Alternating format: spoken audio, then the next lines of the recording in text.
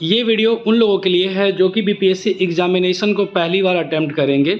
उनके मन में इंटरव्यू को लेकर के बहुत बड़ा कन्फ्यूज़न होता है कि कितना इम्पोर्टेंट होता है या नहीं होता है। कई लोग समझते हैं कि इंटरव्यू ही सबसे ज़्यादा इम्पॉर्टेंट स्टेज है, क्योंकि उसमें बहुत सारे क्वेश्चन पूछे जाते हैं जिनका जवाब उनको नहीं पता होगा। तो सबसे पहले ये मिथ मैं क्लियर कर देता हूँ कि देखिए, इंटरव्यू में आपको वही चीज़ें पूछी जाती हैं जो कि आपने अभी तक पढ़ा है, या फिर आप जो प्रिपरेशन करेंगे उस स्टेज में जो आपको नॉलेज आएगी उसी के बेसिस पे आप इंटरव्यू को आसानी से टैकल कर सकते हैं। तो इंटरव्यू के लिए उतना टेंशन लेने की ज़रूरत नहीं है। तो इस वीडियो का टॉपिक ये है कि बीपीएससी में फाइनल सिलेक्शन के लिए आपको इंटरव्यू में कितने मार्क्स आने चाहिए। अभी 66th बीपीएससी का जो है वो फाइनल रिजल्ट आया है, और एक बार फिर से सभी लोगों को कॉन्ग्रेचुलेसन जिनका भी उस पीडीएफ में नाम आया है। तो इस वीडियो में टॉपिक यही है कि आपको फाइनल सिलेक्शन के लिए इंटरव्यू में कितने मार्क्स आने ही चाहिए। ये जो कट ऑफ मार्क्स है ये बीपीएससी के पीडीएफ में ऑफिशियली दिया हुआ है, यानी ऑफिशियल कट ऑफ है। मेन कैटेगरी के मैंने यहाँ पर कट ऑफ आपको सॉर्ट आउट किए हैं और आपको कुछ एनालिसिस करके मैं बताने वाला हूँ। तो देखिए, अनरिजर्व कैटेगरी, इनका जो रिटन में मार्क्स जो था मिनिमम, वो कट ऑफ जो था वो 454 मार्क्स का था। कितने मार्क्स का होता है? तो 900 मार्क्स का होता है मेन से, 300 का होता है जीएस पेपर 1, 300 का जीएस पेपर 2 और 300 का होता है ऑप्शनल। तो 900 में आपको 454 नंबर लाने होते थे रिटर्न के लिए, तब आप रिटर्न क्वालिफाई करते, और उसका फाइनल सिलेक्शन 537। तो इंटरव्यू कितने का होता है? 120, यानी कि आपका 900 का मेंस और 120 का इंटरव्यू, यानी 1020 में से आपको नंबर लाने होंगे 537, तब आप जनरल कैटेगरी से क्वालिफाई कर जाएंगे। अगर इन दोनों का डिफरेंस निकाले तो बचता है 83, जो कि इंटरव्यू का मार्क्स है। तो इंटरव्यू में जनरल कैटेगरी वालों के लिए 83 मिनिमम मार्क्स था, अगर वो लाते तो उनका सिलेक्शन हो जाता। ठीक है ना, यहाँ पर रैंक की बात नहीं कर रहा हूँ, यहाँ पर मिनिमम मार्क्स आपको इंटरव्यू में इतने लाने पड़ेंगे तभी जाकर के आपका सिलेक्शन होगा। और अप्रॉक्सीमेटली ये मोर और लेस सेम ही रहते हैं हर एक बार के लिए। अनरिजर्व कैटेगरी के फीमेल के लिए 76 नंबर लाना चाहिए था इंटरव्यू में। ईडब्ल्यूएस के लिए जो है 104 नंबर, ईडब्ल्यूएस फीमेल के लिए 102 नंबर, एससी के लिए जो है वो 113 नंबर, एससी फीमेल के लिए 99 नंबर, एसटी के लिए 77, ईबीसी कैटेगरी में जिसमें कि बहुत सारे लड़के भरते हैं 103 नंबर, ईबीसी फीमेल के लिए 101 नंबर, बीसी के लिए 100 नंबर और बीसी फीमेल के लिए 90 नंबर। तो आप देख रहे हैं कि अप्रॉक्सीमेटली आपको जो है एवरेज अगर निकाले इसका, तो 90 नंबर के अप्रॉक्सीमेटली आपको 90 से 95 नंबर आपको इंटरव्यू में आने चाहिए। ठीक है, अब सवाल ये होता है क्या सभी को 90 नंबर या 95 नंबर आ जाएंगे इंटरव्यू में? तो ऐसा नहीं होता है, क्योंकि पिछले बार मैंने 2 बार इंटरव्यू दिया है बीपीएससी का, और दोनों बार ही फाइनल सिलेक्शन पाया है, और मेरा इंटरव्यू में मार्क्स था 80, जिसमें कि एक बीपीएससी में यानी 64वीं बीपीएससी में जो मेरा रैंक था वो 1041 रैंक था, तब भी मेरा 80 मार्क्स इंटरव्यू में आया था।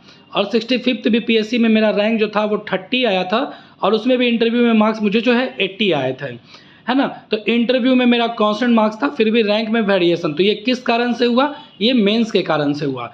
तो मैक्सिमम मार्क्स जो इंटरव्यू पे जो मेरा नॉलेज है, जो मैंने गैदर किया बीपीएससी प्रिपरेशन से, उसके हिसाब से मैं बता रहा हूँ कि मैक्सिमम मार्क्स जो इंटरव्यू में देखे जाते हैं अप्रॉक्सीमेटली 90 के आसपास रहते हैं। बहुत अच्छा इंटरव्यू गया आपका तो 90 नंबर मिलेंगे, है ना। और अच्छा इंटरव्यू गया तो आपको 80 नंबर मिलेंगे, और इससे नीचे जो जाएगा, है ना। मिनिमम मार्क्स की कोई गारंटी यहाँ पर नहीं है। तो मैक्सिमम मार्क्स आपको 90 आएंगे, लेकिन उनका क्या, जिनको कि 113 नंबर चाहिए, 102 नंबर चाहिए, 104 नंबर चाहिए, 103 नंबर चाहिए, 101 नंबर चाहिए, 100 नंबर चाहिए, तो उन लोगों के लिए या फिर किसी भी कैटेगरी के लिए आपका जो है ना सबसे ज़्यादा इंपॉर्टेंट स्टेज जो है वो पीटी मेंस और इंटरव्यू में वो मेंस है। आपको मेंस में नंबर ज़्यादा लाने पड़ेंगे, तभी आपका जो इंटरव्यू में मार्क्स अगर कम भी आ जाता है तो भी आपका सिलेक्शन हो जाएगा, क्योंकि इंटरव्यू में मार्क्स जो होता है थोड़ा अनसर्टेन होता है। कैसे आप प्रेशर को हैंडल करते हैं वहाँ पर इस पर भी डिपेंड करता है, और उसी से आपके मार्क्स बनते हैं। तो कई लोग इंटरव्यू में जो है वो अपना प्रेशर हैंडल नहीं कर पाते और इंटरव्यू में मार्क्स कम आ जाते हैं, और उनका मेंस में भी मार्क्स जो है वो कम रहता है, इस कारण से उनका सिलेक्शन रुक जाता है। 2-3 नंबर 1 नंबर से रुकने वाले भी कैंडिडेट की कमी नहीं है। तो उनको क्या करना चाहिए, या फिर कई जो नए स्टूडेंट हैं उनके लिए लेसन क्या है। तो लेसन ये है आपका कि पीटी मेंस और इंटरव्यू। तो पीटी में आप पढ़िए, पीटी को क्वालिफाई करने के लिए ज़्यादा नंबर लाने की ज़रूरत नहीं है, लेकिन पीटी को क्वालिफाई करने की ज़रूरत है, ठीक है।